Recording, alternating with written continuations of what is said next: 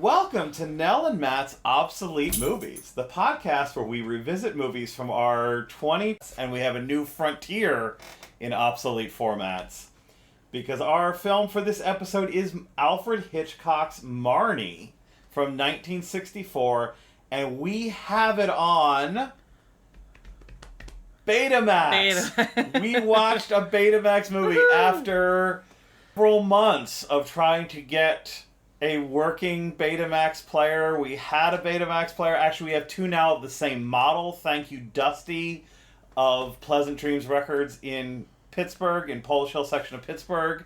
And speaking of Dusty, speaking of Pleasant Dreams, I will say, if you're living in the Dusty, speaking of Pleasant Dreams, I will say, if you're living in the Pittsburgh region and you're like, man, I wish I could rent a VHS tape, it could happen. It could be a reality again. Going out and renting a VHS tape on a Friday night might happen for you again at some point. Just saying, those are the rumors. But thank you, Dusty, for hooking me up with the exact same model of the non-functioning Betamax player I had. So now it's the parts machine.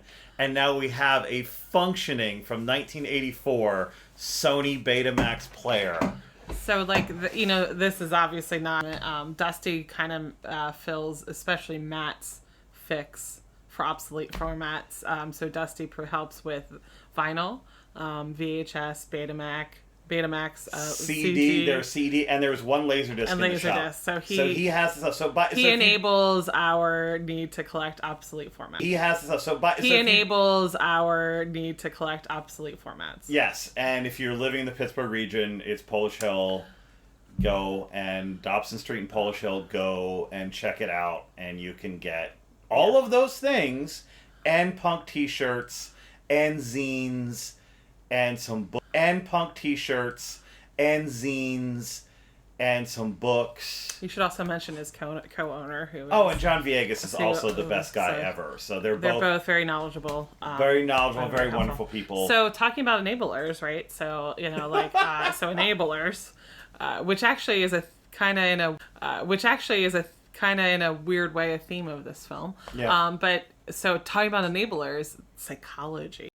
Yeah. This film is very much someone read Freud and was like, ooh, psychology. Well, not just someone. It was Alfred Hitchcock. And actually, before we get in further, we have to say, well, I guess we say there's would you call it marital rape? Yes. That happens in this film that in 1964 was unfortunately not a big deal. And not recognized as a crime in most states in 1964, actually. And it happened on the high seas anyway. I don't know if that makes a difference. But so content warning, that's a big plot point in the movie. And it just is. Yeah. But, yes, psychology. But first, because this is a Hitchcock that a lot of people haven't seen. Mm-hmm. We are at the point in our movie, we've seen North by Northwest on the big screen more than once. Psycho on the big screen more than once. Psycho on the big screen more than once. We've kind of the big one, the big uns. I think we've got, and even some of the rare ones, even one of his silent films, The Lodger. Yeah. We got to see on the big screen. So we're at the point now where we want to still experience Hitchcock. Well, no longer exists, but Pittsburgh filmmakers actually showed a lot of these. And, The Hollywood, which no longer does these type of films. Yeah, but is now lived on as jump cut theater. So we got to see a lot of the. So we got the big ones out of the way. I think we've seen all the major Hitchcocks, and some of the rare ones like Rope, which which is still kind of big, which also has its own issues. Maybe we'll do that. We actually own that on Betamax too. I'll have to do Rope. So we'll do that at some point. So here we are, Betamax tapes, and when I came home with the machine on Friday, I was like, "We got a new one."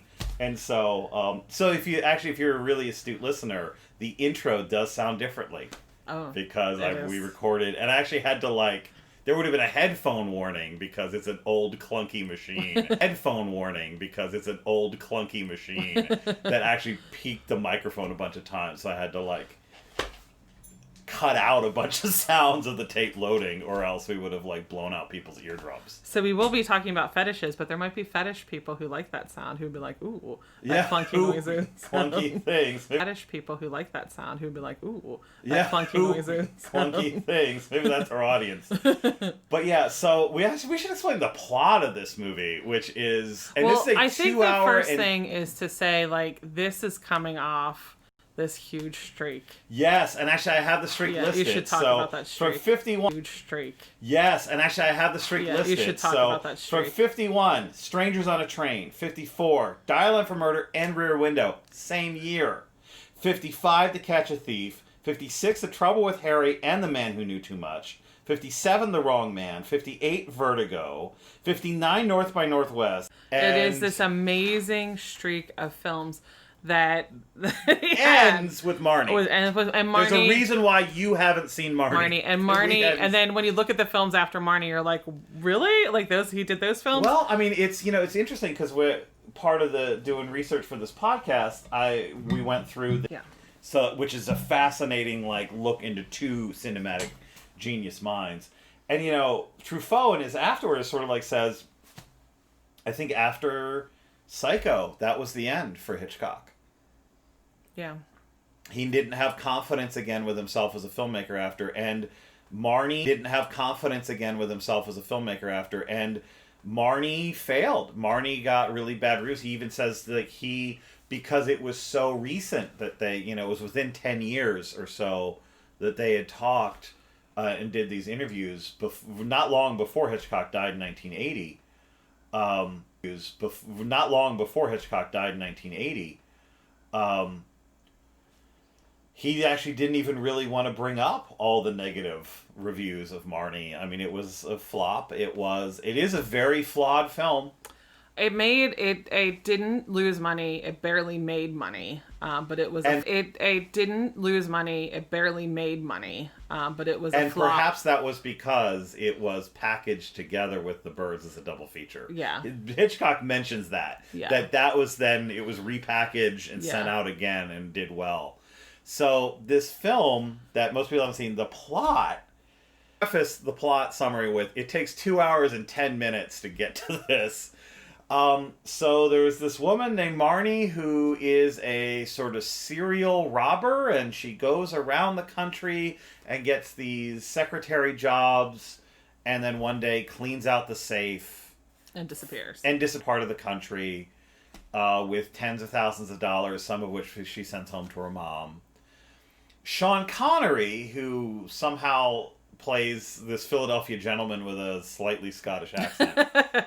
Weird casting. Weird casting. Very weird casting. It's Tippi Hedren. It's Tippi. Very weird casting. It's Tippi Hedren. It's Tippi. So it'd be Tippi Hedren off The Birds. Right off the Birds. Working with him again. Which also, speaking of weird casting, Hitchcock optioned the novel so that he could cast Grace Kelly in this role, but Grace Kelly was not allowed cinema because she was married. Because she was married, because of her marriage. Her husband was okay with it, but there was a political issue, thing with France and Monaco and whatever. Yeah. So Hitchcock at that point was trying to turn Tippi Hedren into his new Grace Kelly. Anyway, then he's like, oh, and then he goes home to Philadelphia, and she just happens to go to Philadelphia and gets a job at his company. Gets a job at his company. There's a really qualified young woman who's there for the job interview, and he just decides, Connery decides, no experience, let's hire her. And let's sit her desk within 10 feet of the safe. But we find out later that he thought it was her. Yes. He knew. He had a yes. And because she had robbed his insurance company prior to this, and so he had met her at his insurance company. So he thought it was the same girl, but she had black hair when she was at the insurance company. Which is then this weird story of attraction and marriage and robbery and fetishes. And so Marnie, among other things, the color red is some sort of...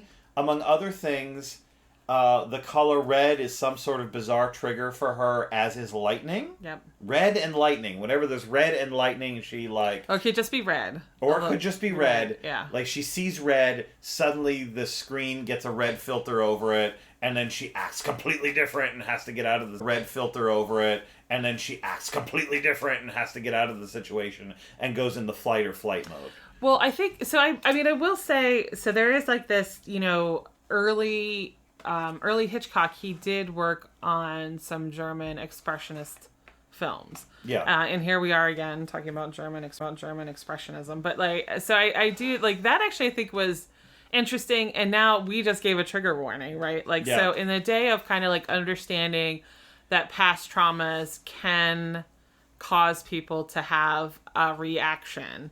That actually was kind of like sophisticated for that particular time. It was sophisticated for the era, and even in the silent era, there was a lot of interest in terms of the psychology of film, and this belief. You know, you think again what Freud added. It's in the Norton Anthology of Theory.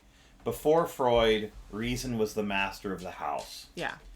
After Freud, yeah. And so this element of these characters that are maybe not fully in control of themselves, and that everything they do is a precarious defense mechanism. And also, and even starting with the silent era, this notion that are films sort of a waking dream? I mean, I think, like, so to kind of go back to Freud, I'm actually, I have a degree in psychology. I love Freud, and he's a very flawed person. But Freud was really the first one to have the conversation about the internal.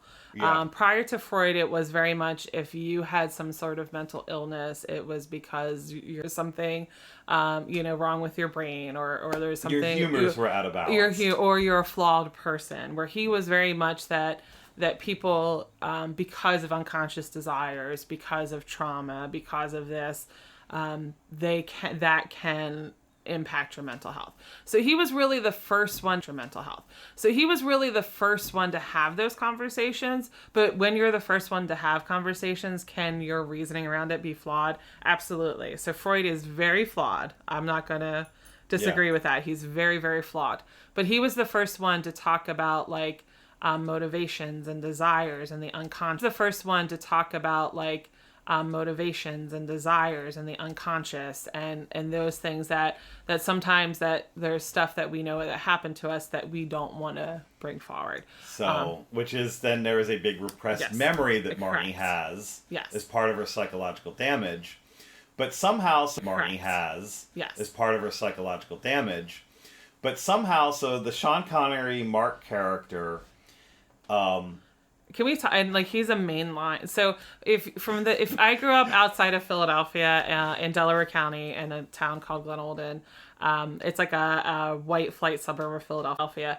As a kid growing up, the main line was this like mystery, like the main line. So the same as if you grew up in New York's Westchester County. Yeah. So the main line. So he's this gentrified main line, family owns horses type of thing. And just like great, like that's who you think. And you know, until I think 2000 and something, the main line actually was the biggest concentration of wealth in the country. Yeah. And Beverly Hills, it took till 2000 something. That's crazy. For Beverly Hills to pass the main line as being the place where tremendous wealth is. And if you're an M. Night Shyamalan fan, that's like where all of his films are set. Tremendous wealth is. And if you're an M. Night Shyamalan fan, that's like where all of his films are set in the main line. Yes. Speaking of Hitchcock and failure. M. Night Shyamalan. Yeah, so he figures out it's her. She steals the money because she does the thing she does. He busts her immediately. Steals the money because she does the thing she does. He busts her immediately. We also should mention they go out on a couple dates. They do go out on a couple dates. Yeah. He busts prior her to the thing.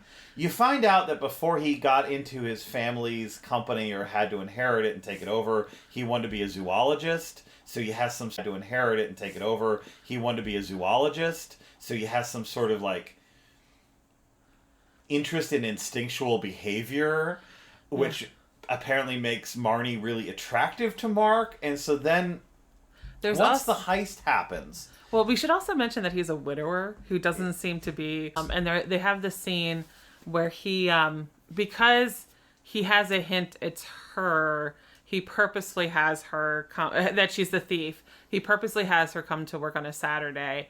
And she walks into his office and he has this display of pre-Columbian art and says, which is interesting, that I kept. These are the last things my wife owned that I kept. And the thunderstorm comes, she flips out because there's lightning, and when it flashes, the curtains cause it to be red as well. So she's flipping out. A tree comes through and literally knocks over that cabinet and destroys all of his like dead wife. Yeah, she picks up a piece that wasn't broken and he goes, and he flips it in the air. We all got to go sometime. And flips it in the air and it shatters. So bizarre. Which is so bizarre. Such a bizarre character. And so then there's this long, I mean, once you get to the heist, which there is, I will say, in the film, a very classic Hitchcock scene. That is the a heist scene is Hitchcock knowing where to set up a camera, where to set up a mise-en-scène, and, you know, having these characters move through space with this shot that is so tense. Is she going to get away with it? Yeah. So tense. Is she going to get away with it? Yeah. And then there's a great, you know, she's trying to get away. There's a great, like, tense moment. And that's not very far into the movie. Yeah. So then the rest of the movie is this long, I'm turning you into the cops. Yeah. And he even has this, like, weirdo line where it's like, and look what I've trapped. Yeah. He's really excited to the fact that he just trapped her. Exactly. And I think the heist is, she decides to steal from him when she realizes he's really interested in her. So, like, there's a scene where he kisses her, and he kisses her, and she kind of looks off into the distance, and you can tell she's just like, I'm not about this. Yeah. He doesn't catch the look, and then she decides to do the heist. And so he captures her, which he literally captures her. Like, he shows up. She has a horse that she really is boarding and loves her. Like, he shows up. She has a horse that she really is boarding and loves, and in between her heist, visits her horse. He finds her with the horse, and at Howard Johnson's, which is so random. At Howard Johnson's.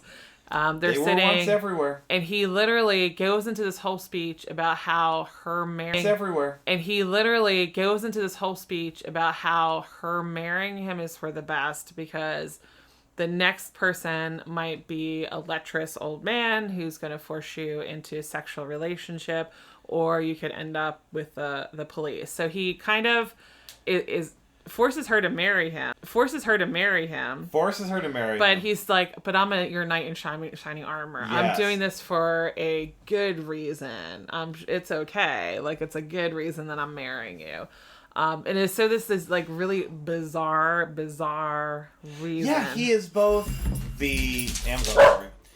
He is both the heel and the mark. So he's the one who is... Sorry. We kind of cut this live, folks. He is both the heel and the mark. He is the one who is in charge of her redemption and catching her, but he is also the person he steals from. And understanding his motivation in the film is really strange. There's not a lot of tenderness between them. He's like, I love you and I'm doing this for you and I want to protect you and take care of you. But he never really shows that. There's always this kind of like very piercing, whenever his gaze falls on her, there's this very piercing, exacting look. Yeah, there is all is really what it is. Which is really what it is, and in the Hitchcock Truffaut book, they mention this that this was the problem Hitchcock had, is that, you know, as much as the film is about her psychological damage, it's about his fetish. Yeah. And that he has this fetish, and Hitchcock thinks that... Yeah. Which, yeah, but also what a bizarre... I mean, again, this is... I read Psych 101. I had a Psych 101 textbook or something. I kind of skipped a bunch of classes. Yeah. And I read the book. I got a C-. that understanding of the human mind is... It is the problem with casting, too. Because, say if it was a Robert Mitchum, for example, or even a Cary Grant. Like, you want it, like, at no point in time... This character, so Mark, Sean Connery's character, is a predator himself. He's preying on her. But there isn't a menace to himself. He's preying on her. But there isn't a menace to him. And so I think I just don't think Sean Connery was strong enough to play that duality of Mark, and Mark generally believing that he's the hero in the situation, but he's actually preying that he's the hero in the situation, but he's actually preying on this woman. So at no point in time do you feel like he's really at any point, it's hard to view him as the hero. It's hard to view him as a predator because in some ways he's so milquetoast, right? Because he is really just like, just a science geek fascinated with what he really just like, just a science geek fascinated with what he caught. And is infinitely patient with her. Yeah. But still predatory. Yeah. And this is, of course, Sean Connery after Dr. No, and actually he's been James Bond several times and actually took the role to try to get away from being... But such bizarre casting, and so this is a very long movie. It's 2 hours and 10 minutes. And it's also very hard to think of it as a through line. Yeah. There's because you don't have necessarily the rising action. She gets caught. There is a little love triangle. Sister, his dead wife's his sister is his sister-in-law is attracted to him. But that character is not very well developed. Mm-mm. So she lacks the motivation to... And then there's a scene where the insurance company owner, Lil, is the... That he meets her and so that she sees it so you can be busted. But there's also not a big build-up to that. No. And then it just happens. He recognizes her. He knows the jig is up. Yeah. There's Sean no Connery big confrontation. Is willing to buy him out yeah. of this and say, listen, I gave you the money back. Yeah. And that's weird. She goes home. He takes her to the house she grew up in. And the repressed memory comes about. And the repressed memory actually involves a very young Bruce Dern. It does. Weirdly enough. It's a very young Bruce Dern. Which Bruce Dern kind of... I was thinking about this last night. A lot of his initial roles were the creeper. Yes. And we find out why Red, why Thunder and Lightning, why she's sexually frigid. Yes. It's all... And then she's like, I don't want to go to jail. I just want to live with you now. And so she actually does... He does win her over. And maybe you assume because of his tremendous wealth and the lack of accountability that comes with this wealth and the lack of accountability that comes with tremendous wealth in the United States of America, they will live happily ever after. In 2 hours and 10 minutes. Marnie. That was a movie. So it's this very strange... It's a very strange film. So she is frigid. She does not want to be filmed. So she is frigid. She does not want to be touched. She actually screams when she... Yeah, when he tries to touch her, she flips out. Which... And then I think maybe we can go into this topic now. So trigger warning. We're going to talk about the marital rape. Yeah. So he forces her into the marital rape. Yeah. So he forces her into marriage, decides to take her on a cruise for their honeymoon. And their honeymoon night, I loved her outfit. It was like, you could not see anything. It was like the most Good job, Edith Head. Oh, Edith Head. Amazing after Edith Head. So not it's the one that you heard barking a moment ago. But Edith, so she is very just this very plain outfit, a plain nightgown that she has on. He goes to touch her. She flips out. She's like, don't touch me. I don't want you to touch me. And this is DSM-2. Yeah. So being gay, being down mental illnesses. Which is, again, part of the psychological angle of the film. So he apologizes to her and says, when you're ready, whatever. And, which you assume it's several days later, a couple of weeks later. But so they're in separate rooms or away from each other later. Whenever she goes to say goodnight to him, she looks a little bit more attractive and he rips off her clothes and rapes her. Yeah. And this scene, you don't see the rape. You do see that he takes off her clothes, so you see her shoulders, so it's an indicator she's naked. And you do know that she's naked. And you do know that he takes her to the bed, but she's at that point frozen. Like, she's frozen, yes. Literally she's frozen catatonic. In fear. She's catatonic, and he rapes her. And then the next day she tries to drown herself. Yeah. And it's like, it's horrific. It's horrific. It's like really a horrific scene without having to see what he actually did. Like, you know what he did, and it's a very horrific scene. And this man who's supposed to be her savior, yes, just raped her. But we should mention that at least in 1960, so the mores at the time, saying "I do" was a standing permanent, and the courts had decided this even. Yeah. The saying "I do" was a standing permanent consent. And she wasn't doing, obviously, her wifely duty. Yes. And so he had every right, because she wasn't doing her wifely duty, to get what he wanted. And it wasn't an her wifely duty to get what he wanted. And it wasn't an actual legal marriage until, anyway. Yeah. But super weird. And right before he does it, he apologized to her and says, "Oh, I'm so sorry, Marnie," but still does it. Yeah. But is still somehow the sympathetic character. Yeah. In the film. Right. Exactly. And it's still the knight in shining.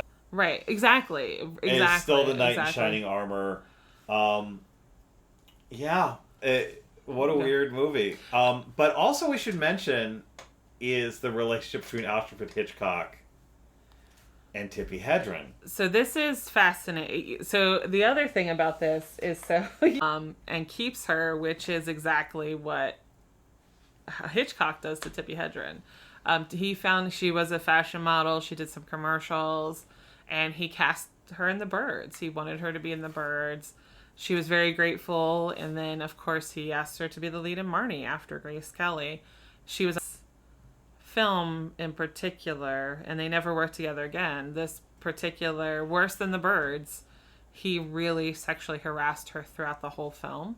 And she came out later and said that he made very crass sexual advances towards her and wanted her to be, and that came out years and years later because she was afraid of what would happen. But she was under contract for it. Truffaut actually wanted to use her in a film, and Hitchcock refused because he was so mad at her because she refused to sleep with him. And then she called him a pig on set, and that made him even more angry with it. Called him a pig on set, and that made him even more angry with it. But when you read about it, Rod Taylor in The Birds said that like he wasn't allowed to communicate with her between scenes. So if he went up to talk to her or even like touched her, Hitchcock would talk to her or even like touched her. Hitchcock would say, "Don't go near that girl." And so it started with that, and then with Marnie, none of her co-stars were allowed to talk with her between scenes. She was very isolated, and her daughter Melanie Griffin was not allowed to come to.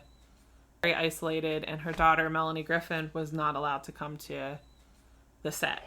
So he really isolated her and kept her from other people because he was just so possessive of Tippi Hedren. And Tippi Hedren, at that time, it was acceptable. It was complete. I mean, the Me Too movement went out for decades to say what had really happened to her. And she was under contract with him for 2 years. He had the right to reject any films for her. And he just rejected. He paid her those 2 years. But any film that came up, he just rejected it and said she wasn't allowed to work, which is crazy. So for me, Mark, trying to control her. And you have to oddly and grossly, you have to wonder if Hitchcock was like, well, if she just let me fuck her once, maybe she would fall in love with me, kind of thing. Yeah. And so like even like that scene in some ways is even grosser because is that also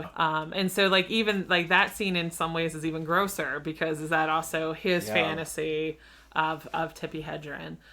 So he was going through his own psychological fetishism with Tippi Hedren. I think there is that interesting thing about Hitchcock and the Hitchcock-Truffaut book, and of course there's also the Hitchcock-Truffaut documentary, which is the documentary about the book, right? Which is good as well, which is amazing. Mentions this in a different way, but that a lot of Hitchcock's own psychology perhaps is in his films. Psychology perhaps is in his films. And one way of putting it that I think is apt for this discussion actually came from the UK movie and music magazine Uncut. They used to have a feature called Sacred Cows, written by a feature writer called The Reaper. And something that everyone is supposed to love. And basically it was a one-page feature about why that thing sucked. Yeah. And the line from the Alfred Hitchcock Sacred Cows that has stuck with me, that has forever changed the way that I've watched every Hitchcock film since, is he says, the Reaper says, Hitchcock saw humanity as a pigsty, and he was the prime porker. Yeah. So even there's the scene, the opening scene, where they're dealing with the robbery. You realize that the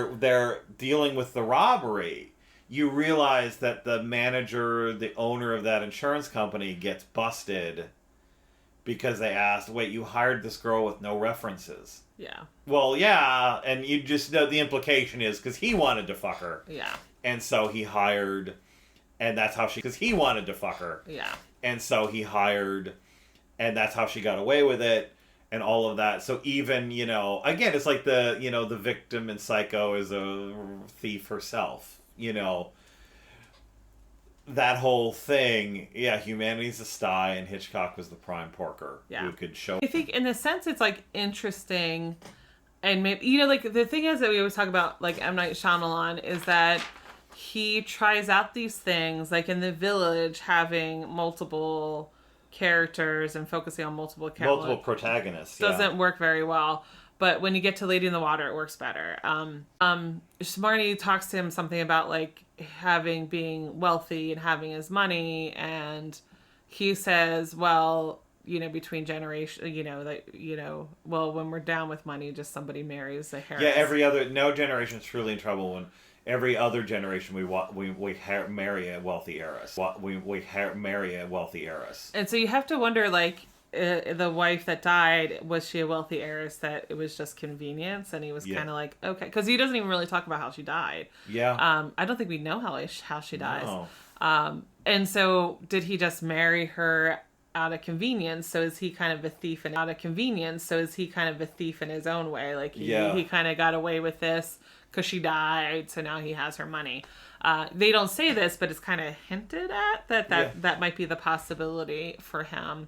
And that he's really capturing this woman and forcing him a flawed character, which I think now, like, directors now, like, do a much better job of having. Yeah, I think he would be more pathologic. It's weird because the Sean Connery's performance, there is no tenderness, but he completely says he's doing this for love at several places. Yeah.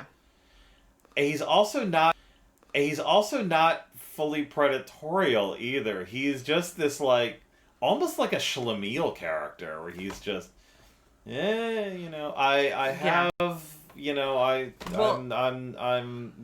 have this woman and my wife's kind of crazy and I just gotta be patient. This is my lot in life. Well, sort of weird, grim determinism, too. Well, he buys her a $42,000 engagement ring, which today is a ton of money, let alone back in the 60s. Well, I mean, that inflation, right? Like, it's a 6-figure ring that he buys, just keeping. He buys that for her. But it almost feels like he's giving her trinkets to make her feel better about being caged.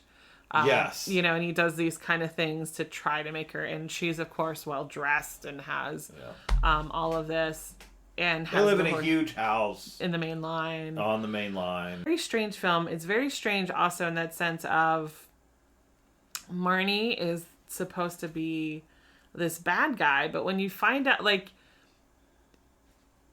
in a way, right? Like, in a way, looking back at the 1950s and the 1960s, how can a woman make it in the world without marrying well? Yeah. And she decided she didn't want to do that. And so for me, the more interesting story is that, of course, she had this trauma.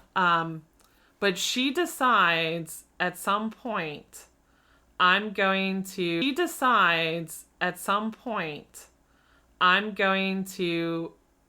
live the life I want to, that doesn't require me to marry somebody who's wealthy. Yeah. And then she would have probably just had a high school diploma, and not even that there was a ton of opportunities for women to have executive positions where you'd make a ton of, and not even that there was a ton of opportunities for women to have executive positions where you'd make a ton of money. So at that point in time, it would really, you have to be married well, right? Like, what percent of women were really able to get a degree and become successful financially without having a man? Like, that percent is successful financially without having a man. Like, that percent is super, super small. And you would have had to gone to like a Swarthmore. Like, you would have had to go to a really good university. So her, honestly, if you think about it, her only option, because she would have just been able to get secretarial job, been theft. And so that's also hard to think about. Well, I'm sorry, I'm kind of getting to our bottom five. So why don't do you want to move into the bottom five, and I'll kind of talk about... Let's move into the bottom five, but I just want to finish that point, though, in a weird way. It's like she could have been a feminist icon. Yeah. But it's actually the feminist icon who loses because she's crazy. Correct. Which is a weird gender politics. Retro classic or just an old movie? Oh. It is a Hitchcock. This is the thing. It's not a good movie. Yeah. It's not a good movie. It is a flaw. It is it's an interesting failure. It's a problematic failure. Yeah. Maybe that's a Hitchcock. That might be another failure. Yeah. Maybe that's also a Hitchcock. That might be another category. Is it a failure? Like an interesting failure? I think we probably should add that, because that's the easy answer.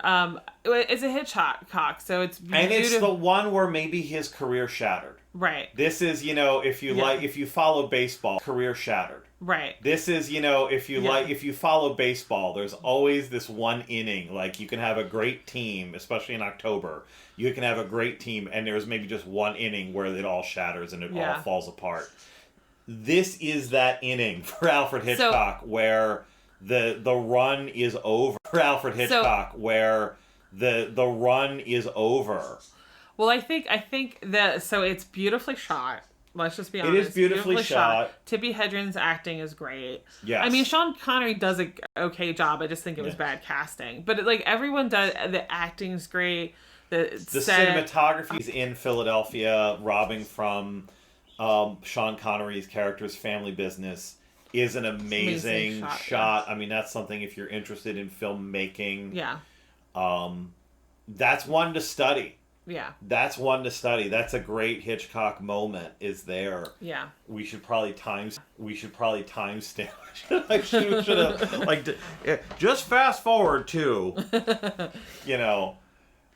So that's important, but it's not a good film. It's a very flawed film. Very, very flawed. More flawed today than it was then, and it again was. Yeah, well, I think first real than it was then, and it again was. Yeah, well, I think first real post-streak failure. So there was some revisiting of it. I believe it was like in the 70s and 80s, and it kind of got a little bit of a cult status, but. If you revisit it now, you're like, whoa, wait a second. You know what I mean? And it's like, it's when people thought Brian De... You're like, whoa, wait a second. You know what I mean? And it's like, it's when people thought Brian De Palma was a really good filmmaker. Yeah, this is true. Like, if you thought Brian De Palma was good in the 70s if you thought Dressed to Kill was a sophisticated film, then you would have thought in 1980, whatever, that Marnie, wow, that's another good Hitchcock there. It almost is, in a weird way, I think, could be a companion piece with Rope. Yeah. Again, also failed film, also problematic film. Yeah. For its overt homophobic tones. It's the same, fitting into a time and place. Even as a flawed film, it is very much a product of the time. DSM-2 era. So I think it's a retro. Pre-Stonewall era. Yeah. Because there's also the fact that she's not interested in men. Right. There's several places she says, oh, is she one of those lesbians? Yeah. So it's a pre-Stonewall film. It's the early days of second wave feminism. I believe there's one person of color in the film, and he's a janitor. Right. So, I mean, you can only, I think, experience it under that glass dome of retro. So, which then adds this other question, which we've been talking about the whole podcast, but let's summarize the social political distance question 2. Right. So I think that's the whole thing. I mean, so she's a woman not interested in men. And so what if she was a lesbian? What if she was lesbian and that's and that again was not okay? What if she was lesbian and that's and that again was not okay? And the fact that her disinterest in men sexually is all about her trauma, is all about this repressed memory of this thing that happened when she was 4 years old. Yeah. That as a 4-year-old you wouldn't have understood. Well, you wouldn't have understood. Anyway. And so it's all that she's so pathologized in her. Yeah. She's pathologized in her desire to be independent.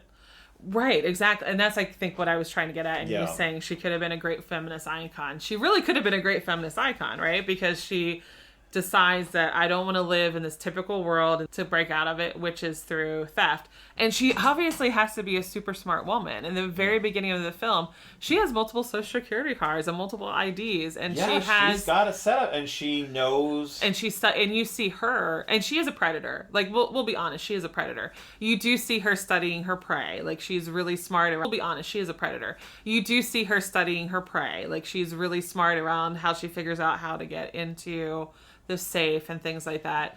She could have been this amazing feminist icon, and because of the love of a good man who figures out her problem, she is now, who also then psychoanalyzes her. There's this talk. There's this talk. There's this scene where he which literally actually is a really cool scene, though. I think that is a really cool scene. Yeah. But if, again in Hitchcock, Truffaut says it feels to me like that movie should have been 3 hours long. Oh my God, I can't imagine. But if it was 3 hours long, that was one of the things that was going to happen, was that she was going to see a psychologist of a novel. Right. As well. So she's also like, her retorts to Mark are amazing. Like she's a tough woman. Yeah. And so when she does attempt suicide, she doesn't jump off the boat. She jumps into the pool of the boat. He finds her, revives her, and he asks her, why didn't you just jump off the boat? And she fishes, which is just like this great, like, tough line. So she's a tough woman. Really strong, really smart, and wants to be out of her social economic status. And so she could have been this amazing icon who, though trauma, it is okay that she was traumatized, but it's like that's all she is her trauma. Yes. And it doesn't really explore her as this like really strong, amazing person who actually is functioning to some extent. Her strength and amazing person is what makes her aberrant. Yes, exactly. And what makes her aberrant. Yes, exactly. And what makes her wrong, and what makes her need to be cured. Right. Which is kind of weird, kind of bad. Which maybe then also gets into then question 3 about what about the technical distance from now to then.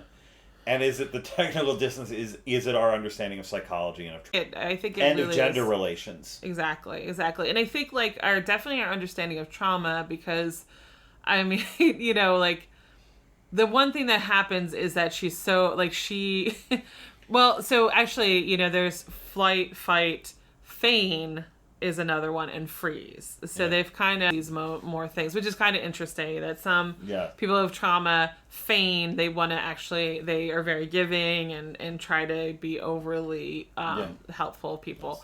And then the freeze. And so she freezes. So like anytime she's triggered by red or the thunder and lightning, she kind of becomes canatotic and freezes. She's triggered by red or the thunder and lightning, she kind of becomes canatotic and freezes. Which like, it's almost, she freezes within that repressed memory, and she's there in that particular moment, which is just odd, right? Like, how many people do really exhibit trauma in that particular way? Yeah. But I agree, our understanding of psychology, our understanding of trauma is much different, and also our understanding of rigidity, like of frigidity, of being frigid, is understanding. And heaven forbid the possibility that she was gay. Oh my gosh, like. Yeah. We understand also the spectrum of sexuality or asexual. She could have also been asexual, not interested in sex. And it doesn't have to be that you're a damaged, horrible person for feeling that way. It's just that's who she is as a person. So I do think that's different. The funny thing for me that still is that money gets you out of things, right? Which for him, the solution is, so she does bring up, hey, I know her. You know, Mark is just like, well, we'll just contact everyone you stole from and just, I'm sure they'll be fine and we'll pay it off. Yeah, we'll just pay it off. Which I think that still kind of is how many times have we seen that in pop culture where people are just like, well, or in current events. In current events, you know, if you being have wealthy money and being accountable, no. Don't have to go hand in hand. Question 4, does it pass the room test? I did say, is that Fiesta Wear at one point, so I don't know if that... No, it's Fiesta Wear's classic. It's American classic. Also, the Baltimore that she grew up in, and the street she grew up in Baltimore, which I believe is in Fells Point. Yes. Grew up in, and the street she grew up in Baltimore, which I believe is in Fells Point. Yes. Is that's a really expensive house right now, but yeah, in the gentrification comes from Hitchcock, but in the film it's a slum right by the docks. So I think, again, the movie is very well crafted right by the docks. So I think, again, the movie is very well crafted. Right. In its... And Edith Head, it does the costumes, yes. So they're amazing. Yes. And so, question 5, is it a keeper? Oof. So this is a tough one. It is a Betamax. We actually did think you did return the I did not yet. You did not yet. I said I'm going to at some point. When I turn a crate of records in for store credit at Pleasant Dreams. I think Harley Davidson and the Marlboro Man might end up just going back. You can maybe rent it if they go feel through like that because it's like this weird historical artifact of the fall of Hitchcock. And could I use the heist scene again if somehow I could show a Betamax in a classroom? But film market, yes, absolutely. So it'd be really, if you ever wanted to do a conference paper or an article about amazing artists who have a failed piece, that's the time you rewatch this. Or about the busted influence of bad Freudian ideas on early 20th century and mid-century American cinema. It's also a great one for that. Yeah. Or again, the sort of feminist reading, queer reading of, Marnie. Yeah. You could do that with this film, with Rope Rope as well. Yeah. That would be fascinating. Yeah, I don't ever want to watch this movie again. But we can put the tape, and it's a Betamax, and you got it for me for my birthday. This movie again, but we can put the tape, and it's a Betamax, and you got it for me for my birthday when we thought we had a working Betamax player. And actually, the other thing is, I looked up this. So this is a formal rental copy from Select Video in Carlsbad, New Mexico. I think it's a porn store now. It still exists. Well, under a different name, but that's what ended up. But I think the thing about it is, as soon as while we were watching it, after we were done watching it, this morning when we woke up and we were talking about it, we just kept saying it's this weird film. It's broken. It's broken in an interesting way. Yeah. It's not necessarily, but it's not camp. No, not at all. The Room is camp. It's like that kind of broken, but without a sense of fun. Well, I think for me, it's almost like The Village, like how broken The Village is. After we watched The Village, we talked about that movie for like 3 hours. How broken and interesting it was. Is, and I feel it the same way because it's almost the same thing. Like how broken and interesting it was. Is, and I feel it the same way because it's almost the same thing. Like for The Village as well. Like the big reveal happens super early in the film. And so you're like, what's the twist doesn't happen, but you kind of figure out the twist. Like we knew the twist pretty early on. I knew in the first shot. Figure out the twist. Like we knew the twist pretty early on. I knew in the first shot. And so the twist, you kind of was easy to figure out the twist. But for me, it's very much like The Village, where it's like an obviously talented director just kind of goes off course. And so it's well executed, well done, but man, is it a flawed film. Which I think maybe perhaps reveals something we should say about our cinematic taste and our cinematic life. Yes. And I think it's a quote from people got to choose their own movie. And I even forgot what the movie it was. It was some bizarre 60s Italian space sci-fi movie about aliens that shrunk humans to kidnap them or something so they could be cloned or whatever. And the person who introduced it said, a good movie, bad. We also just, the same week we got a working Betamax player. We got a working region-free Blu-ray player, and the first thing we did was we put Possession, the 1980... 81? 81. Yeah. 81? 81. Yeah. British, French, German psychological horror, not horror, domestic drama, divorce story movie that takes place right outside the Berlin Wall. Yeah. Again... not a popcorn movie, not one that not a popcorn movie, not one to unwind to on a Friday night that we watched it on a Friday night. But what a remarkable film. And in a weird way, yeah, I think Marnie is still a remarkable film for how it's broken, how it was maybe the shattering of Hitchcock's career. Yeah. Or the last hurrah of him as a filmmaker. He did make several movies after, none that anybody thinks about or talks about. Or have you seen Topaz? Oeuvre. No. Yeah, no one talks about this film.